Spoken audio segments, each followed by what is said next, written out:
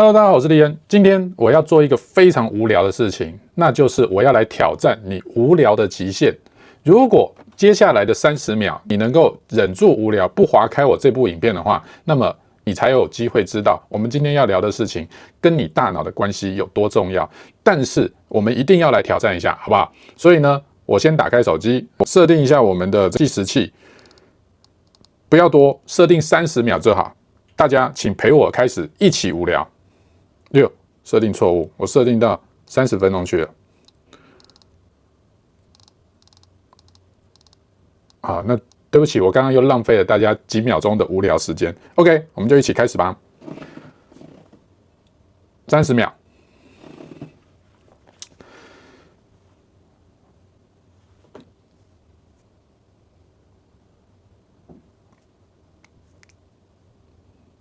好，还有10秒。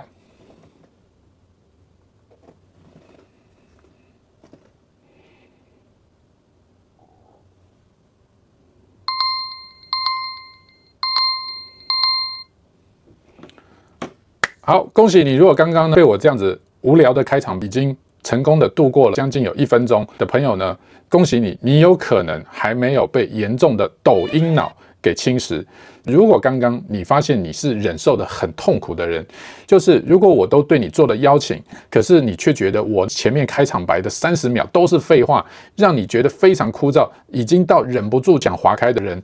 你有没有发现，我们好像对于无聊这件事情的忍耐力越来越低。你可以想想看，以前年轻时候的你，或者说你现在是一个年轻人也好，那你就是小时候的你，有没有觉得你越来越无法忍受无聊这件事情？今天我们要谈的呢，就是一个全世界人类都正在经历的一场行为重新塑造的巨大问题，那就是抖音脑 （Brain Rot） 这个词呢，被牛津大学选为2024年度词汇。指的就是过度沉溺于追求线上那些琐碎无需思考的短影音内容，导致认知功能衰退跟精神疲惫的状态。我们常听到人家说看短影片不好，短影片不好，因为短影片就是从抖音开始兴起之后呢，追逐的就是在1分钟之内就能够看完一部影片。随着抖音的市场越做越大，抖音的观看量如果不以时间来计的话，它已经超越了 YouTube。这也是为什么 YouTube 在前几年呢就开始发展短影音 Short， 急起直追。而如今 YouTube Short 的观看总量呢，正式超越了 YouTube 的所谓长影片，也不要讲长啦，就是宽版，稍微至少多过于几分钟的影片。这个现象呢，注定且揭露出人类已经完全的进入到短影音的时代。那么我就不禁呢好奇一个很重要的问题，就是到底短影音对于所谓腐蚀我们大脑的这个说法，它有没有科学事实，还是一个夸大的说法？今天呢，我要让大家完全放下猜测，直接告诉你，神经科学跟认知心理学的实证研究呢，已经证明了，如今的你变得越来越无法专心阅读一本书，甚至也无法完成需要长时间的工作投入，都跟你每天错误的短影音生活习惯高度息息相关。我们的大脑已经被短影音劫持，成为我们大脑的控制中心了。就让我们今天开始重新监视我们的大脑，看看我们的大脑是如何的从一个可以发展成聪明大脑，无形当中变成一个失去能力的抖音脑了。Let's go 吧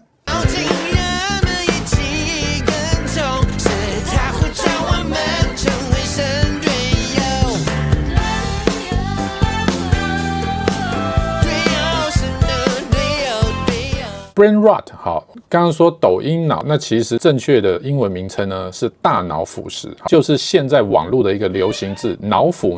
好，那第一个我们要理解的观念就是，很多人习惯看这些短影片，认为这是一种被动的娱乐工具，对吧？我们都觉得是我们在选择观看这些东西，而这些东西对我们而言，它只不过是用来打发时间、排遣无聊的一个娱乐行为嘛。可是科学家提出的见解是完全的相反。科学家说呢，这些东西其实是高度工程化设计出来的一种行为塑造系统。怎么听起来好像是一种另类的阴谋呢？没关系，我们慢慢来解释。第一个最明显的是在于短影音它所建立出来的多巴胺 dopamine 的寻求到奖励的回路机制 dopamine seeking reward loop。好，那短影片我们都知道，通常这种内容都是极度浓缩、快速，旨在提供快速的娱乐或资讯的爆发，对吧？那神经科学研究就指出呢，在看短影音的时候，会快速的分泌出多巴胺。为什么会快速分泌出多巴胺呢？因为通常在这么浓缩的内容当中，我们就要立刻获得一种情绪的满足，好比说它可能是有趣，或者是它是惊悚，或者甚至它是悬疑。不论出于哪一件事情呢，你都能够在短影音当中立刻得到一个想要的情绪价值。而一旦没有得到这个情绪价值的时候，最快的方式就是把它划掉嘛，继续去找下一个。那很多人都常有的一个观念就是多巴胺的分泌是让我们感觉到愉悦或者是满足 happy 快乐，没有错。但是事实上多巴胺它本身并不是一个结果，也就是多巴胺它并不是让我们感觉到结果是快乐这么单纯。多巴胺是提供了快乐感之余呢，它另外会产生我们一个驱动想要 wanting 好，或者是寻求 seeking 某种行为的一个驱动力。也就是说，分泌多巴胺其实有助于我们想要渴望去追求某些事物啊，这个跟得到的快乐感它是相辅相成的。所以每一次我们滑动萤幕的时候呢，都是在对于下一个潜在的新奖励的一个主动的寻求行为。所以你会发现，为什么你不会看了一个短影片之后呢，你就会觉得哇，好满足哦，今天已经看得很够了每天1分钟，快乐是神仙，不会嘛？你会觉得1分钟结束之后，就会想要再多看1分钟，看下一部的短影片又会给你带来什么新奇、意想不到的乐趣，对吧？因为你不断的受到多巴胺的刺激，在进行所谓重复性的寻求行为。那平台呢，它利用演算法推播的这个连续性，还有它的内容的不可预测性，就会不断的刺激我们的大脑，不断的去释放多巴胺，接受各式各样不同类型的满足。OK，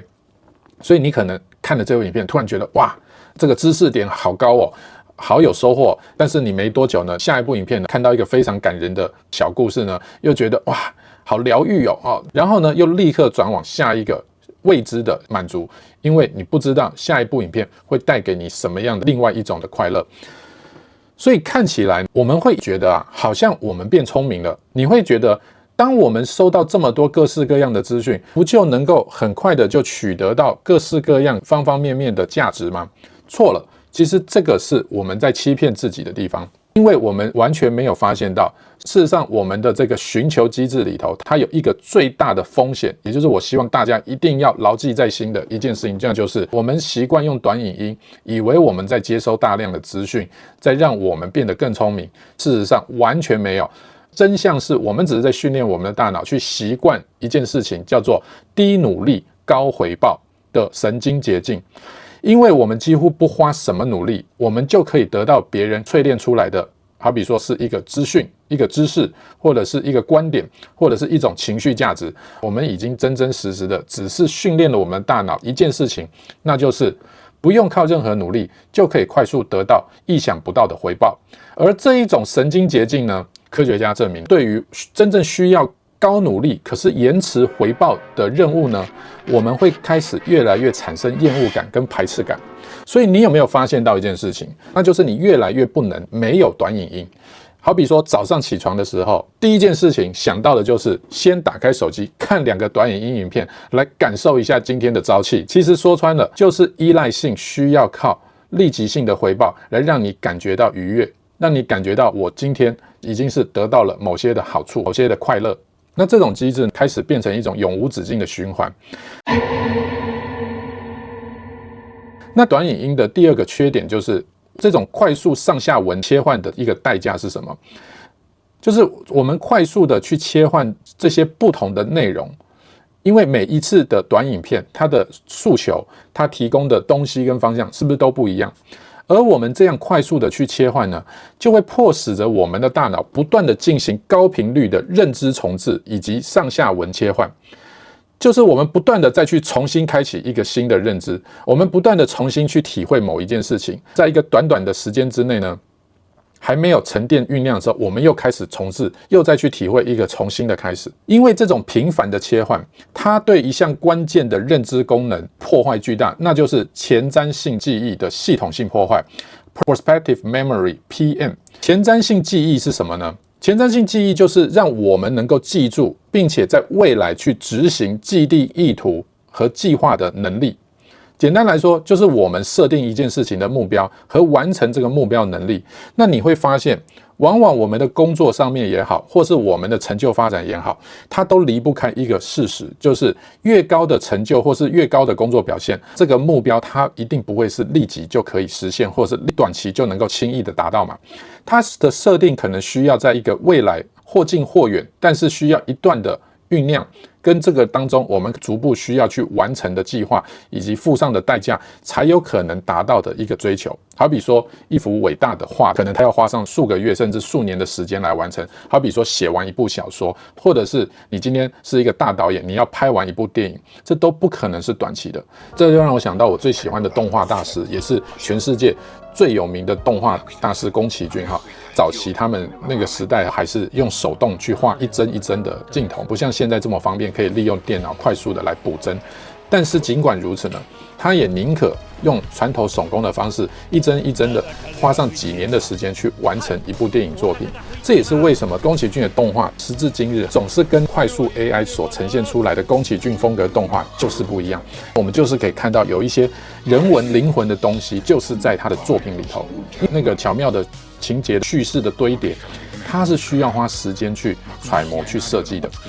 那这样子的东西，其实全部要用到我们最重要的功能，就是 PM 前瞻性记忆。可是呢，科学家已经发现，短影音在严重的破坏我们的前瞻性记忆。接下来我们就要来看科学的研究当中，具体的发现了哪些危害，以及背后的数据支持。第一个就是我们刚刚讲的神经回路的这个失衡，也就是 PM 前瞻性记忆，它其实需要仰赖的是高阶思考，而这种高阶思考呢，科学家发现，当你在越来越偏好看短影音内容的时候呢，大脑的活动模式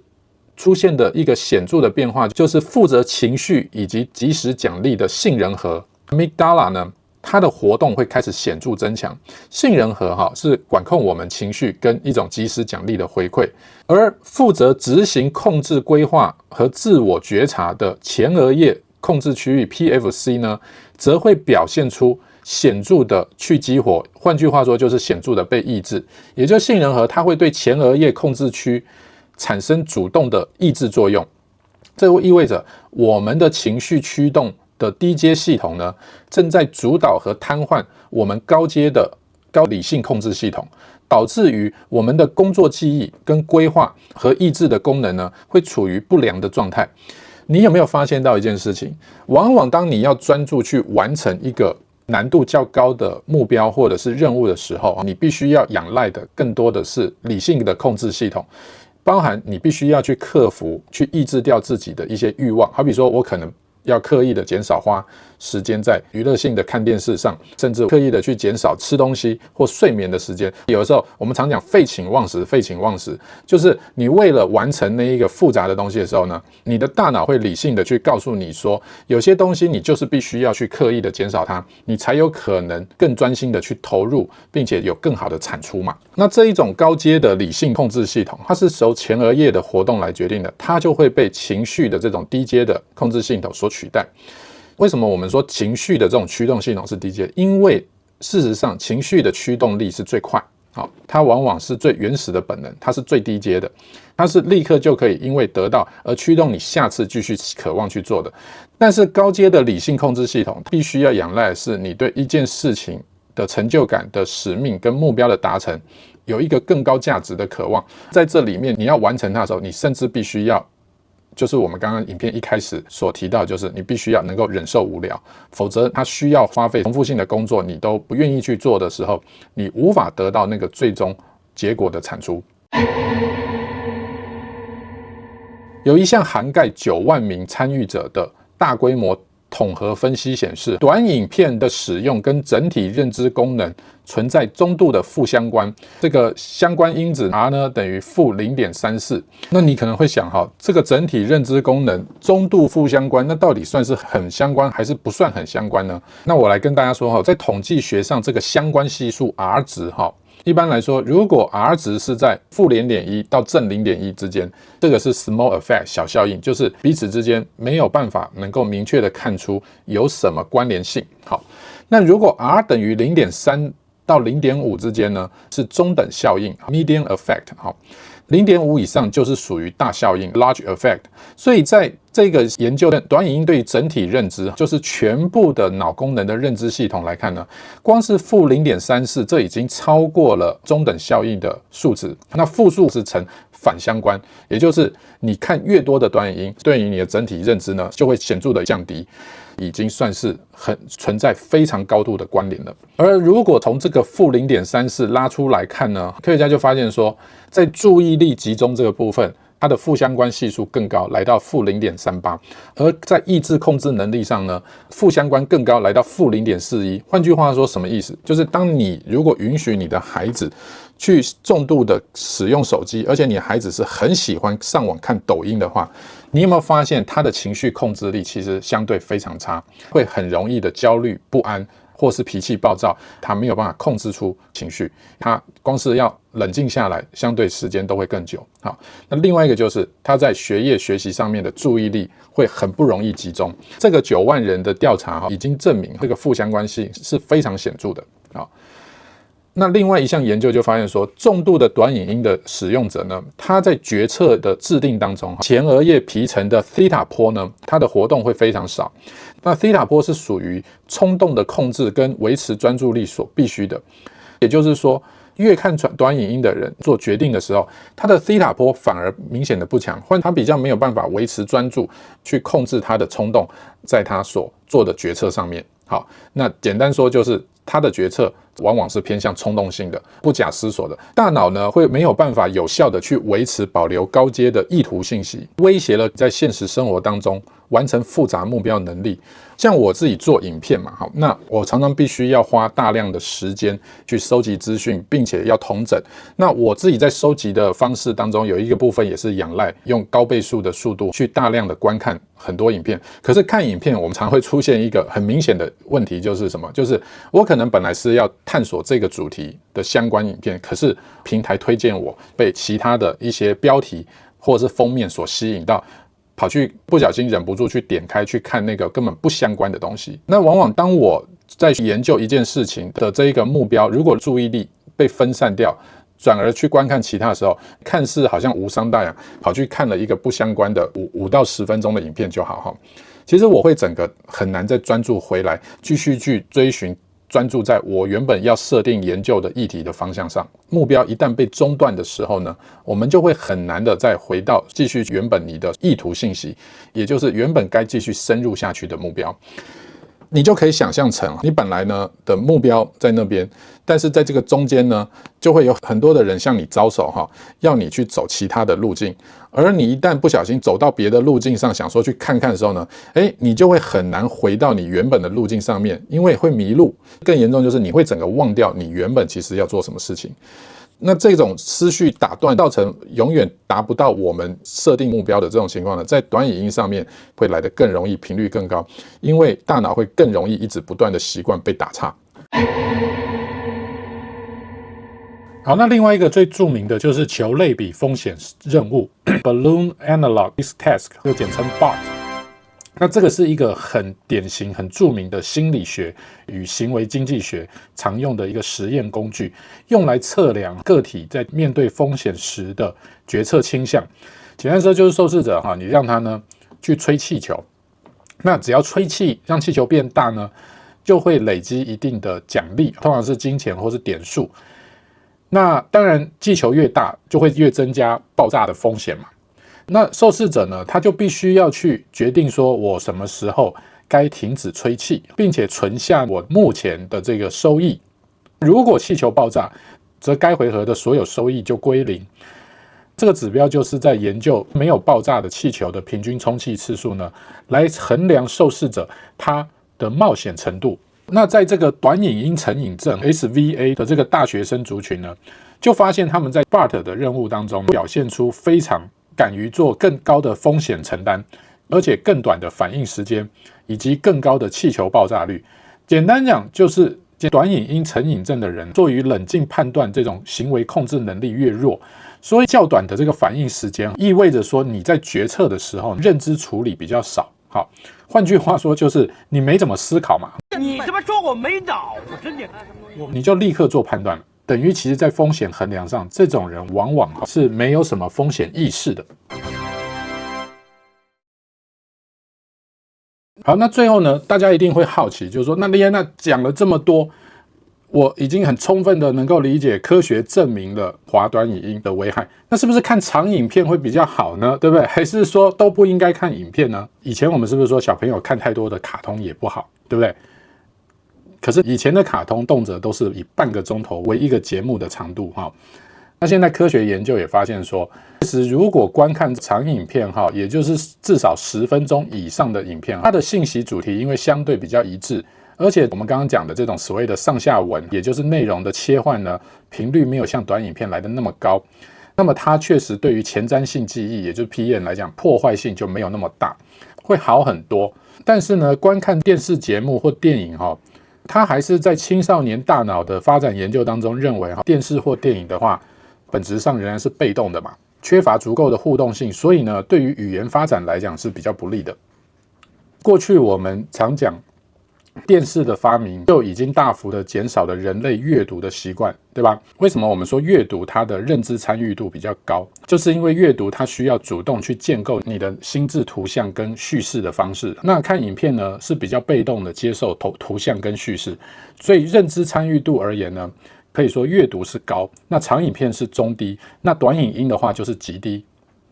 我不知道呢，这样会不会聊着聊着呢，以后大家呢就不再观看我们频道，就干脆跑去念书。如果是这样呢，我必须诚实的说，那也很好，好不好？不过确实现在人类已经无可避免的走入到影音的时代，所以对我自己来讲的话，我会比较愿意一直坚持的去做相对偏长影片内容，去吸引大家能够更好的去从比较长的叙事的主题性去发展你整个思考的脉络以及架构。那我不敢老王卖夸，说我的影片有多好，是你说的，我可没说啊。但是就连我自己在做影片的角度来讲，我必须很诚实的说，就是我通常很难满足于做太短，就是因为我觉得在很短的时间之内，我会认为我没有办法把一个主题的叙事脉络能够方方面面的给发展得很清楚，很容易流于破碎化的理解，而这种理解常常就会很容易流于一种错误的意识形态，就是听得太少，以至于片面的可能错解了这个 YouTuber 本身想传达的意涵。也有另外一个可能，就是 YouTuber 本身他所传达的意涵呢，他自己呢也不够完整，不够清楚。好，所以我觉得这个对于创作者本身来讲，或是对观众来讲，太短的影片，我觉得都不是那么的吸引我。好。最后呢，给大家几个建议，怎么去避免这一种脑腐的现象。第一个建议就是关注一下你目前所订阅频道的选择。坦白说，仔细去分辨，如果你订阅的频道多半都是属于带给你短暂的情绪上的满足，更特别的就是说，如果这种情绪满足往往都是带来一些负向的，好比说每天看这个频道主的影片呢，总是可以更容易的对于我已经讨厌的某些人物或团体更加的生气，属于往往都带给你的是情绪性感受的频道呢，其实就不宜再追下去，因为当你越需要用情绪这种低阶的系统去填满你的无聊的时候呢，你就会越去扼杀了你高阶的理性思考的能力。那这个相对的风险我们刚刚已经讨论过了，我就不再赘述。所以第一个是可以重新的去选择你订阅频道，那第二个是尝试去多看你觉得比较优质的长影片，会绝对好过于你去刷所谓的短影片。哪怕是你这个长影片，你用一个比较分散的方式，在有琐碎的时间把它看完，不要想要去立刻得到立即性这种情绪上的满足。因为我们刚刚讲过了，不然你会训练你的大脑一直在用所谓的低付出而获得高回报的方式，会让你的大脑不再习惯于去做困难的事情。那第三个呢，有学者就建议说，如果你要是能够做到把你的手机萤幕颜色关闭，也就是将手机设为灰阶模式的话呢，每日可以减少20分钟的手机使用时间，减轻对于影音的一个依赖。那另外我自己比较推荐尝试去多看那个可以帮助你发展出你兴趣的频道。好比说你可以厘清一下你自己的频道，如果发现这个频道对于你在某方面技能的学习、思考的逻辑能力，或者是个人的心理情感方面有帮助、有学习的话，这样的频道你就可以主动式的去多看，变成是一个取代传统电视节目更好的一种选择，也就是主动式选择观看，让你自己对于观看的一个长远的目标而言，它仍然是有设定一个心锚在那边的。所以你会觉得你自己并不是只是立即获得一个满足，而是你可以看到自己在这方面的议题，或者说在这方面的技能上面是不断的在进步的。好，那这些呢都是给各位一个相对比较好的、比较实际一点的参考。可是回到我影片一开始带大家做的一个小实验，很多人可能会更想要探索一个核心的问题，就是不管我看长影片或短影片，我的一个本质问题就是我会容易感到无聊啊，就是因为我想打发生活当中许多无聊的时间，所以我才会去看影片啊。既然我要打发时间，那么看短影片或看长影片对我来讲，尽管这一集让我看到更多短影片的坏处，但是我有一个更深的问题，哪怕就算我看长影片的话，我可能仍然会觉得提不起劲来，因为我就是无聊，才会觉得刷短影片相对而言容易麻痹我的无聊感嘛。OK。